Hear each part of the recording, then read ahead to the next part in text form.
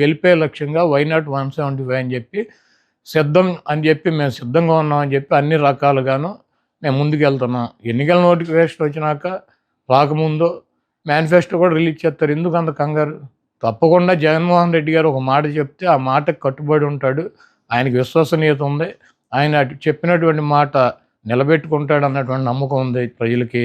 అదేవిధంగా మాకు 175 నియోజకవర్గాల్లో అభ్యర్థులు ఉన్నారు. మా పార్టీ క్యాడర్ ఉంది. మాకు ఐపాక్ టీం ఉంది.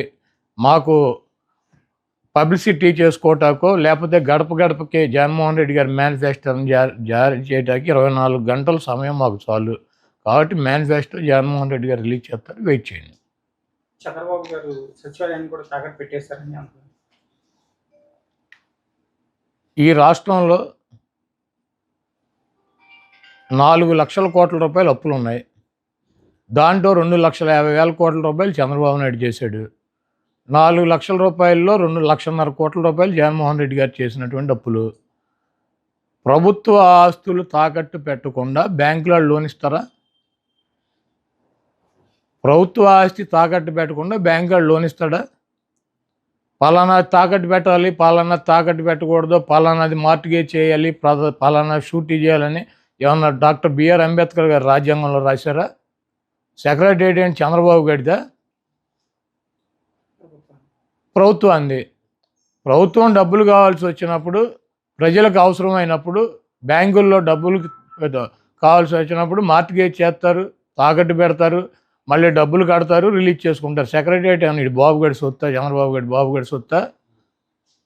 ఇది తాకట్టు పెట్టారు, అది తాకట్టు పెట్టారంటే వీడు పెట్టినయే పెట్టాలా? కానీ చంద్రబాబు నాయుడు పెట్టినటువంటి ఆస్తులు తాకట్టు పెట్టాలి. ఏమైనా రూల్ ఉందా? రాజ్యాంగంలో రాసి ఉందా? పలానా ఆస్తి పెట్టాలి, పలానా ఆస్తి పెట్టకూడదు. అది ప్రభుత్వం ఇష్టం. వాళ్ళు బ్యాంకర్స్తో మాట్లాడి బ్యాంక్ వాళ్ళు డబ్బులు కావాలన్నప్పుడు వాళ్ళు ఏదోటి మార్టిగేజ్ అడుగుతారు. ప్రభుత్వ ఆస్తి ప్రభుత్వం వాళ్ళు దాన్ని బట్టి వాళ్ళకు ఉన్నటువంటి వెసులుబాటుని బట్టి పెట్టుకుంటారు.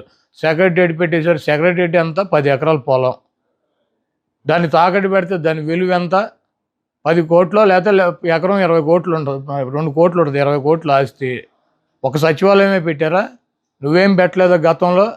ఈ చంద్రబాబు నాయుడు అనేవాడు ఒక చిల్లర రాజకీయ నాయకుడు. ఆయన చేస్తే సంసారం, పక్కన వాళ్ళు చేస్తే వ్యభిచారం అని చెబుతాడు. కాబట్టి ఇటువంటి చంద్రబాబు లాంటి 420 మాటలు ప్రజలు పెద్ద పట్టించుకునే పరిస్థితులు లేరు. చంద్రబాబు నాయుడుకి అభ్యర్థులు ప్రకటించుకునేటువంటి పరిస్థితి లేదు. చంద్రబాబు నాయుడు అలయన్స్లో పక్కన వాళ్ళని నమ్మించేటువంటి పరిస్థితి లేదు. ఆ ఓట్ బ్యాంకు ట్రాన్స్ఫర్ అయ్యేటువంటి పరిస్థితి లేదు. నేను ఒకటే అడుగుతున్నా, చంద్రబాబుని సమాధానం చెప్పమానండి.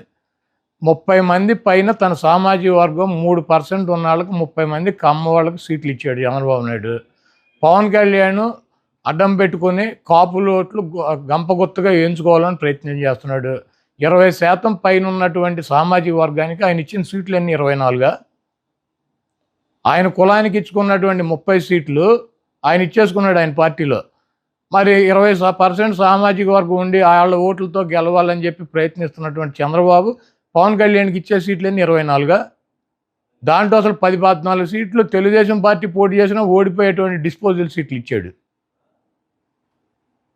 ఇవన్నీ ఆ సామాజిక వర్గం గమనించట్లేదా?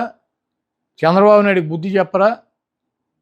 3% ఉన్న తన కులానికేమో 30 సీట్ల, 20% ఉన్నటువంటి ఆ సామాజిక వర్గం గంపగుత్తగా ఓట్లన్నీ ఎంచుకోవాలని ప్రయత్నిస్తున్నటువంటి ఒక రాజకీయ పార్టీకి 24 సీట్ల. ఇవ్వటానికి ఈయనకన్నా సిగ్గు ఉండాలి, తీసుకోవటానికి ఆయనకన్నా ఉండాలి. వీళ్ళిద్దరికి వెళ్ళినప్పుడు ఓటు వేయటానికి సిద్ధంగా ఉంటారా? ఈ ఓటు ట్రాన్స్ఫర్ అవుద్దా, ఆ ఓటు ట్రాన్స్ఫర్ అవుద్దా? మేమిద్దరం కలిసాము, మీ ఇద్దరు కలిస్తే జనసేన పెట్టింది రాజ్యాధికారం కోసం అని చెప్పాడు పవన్ కళ్యాణ్ గారు. ఎప్పుడు కమ్మ రెడ్డి వాళ్ళేనా అధికారంలో ఉండేది? SC, ST, BC, minority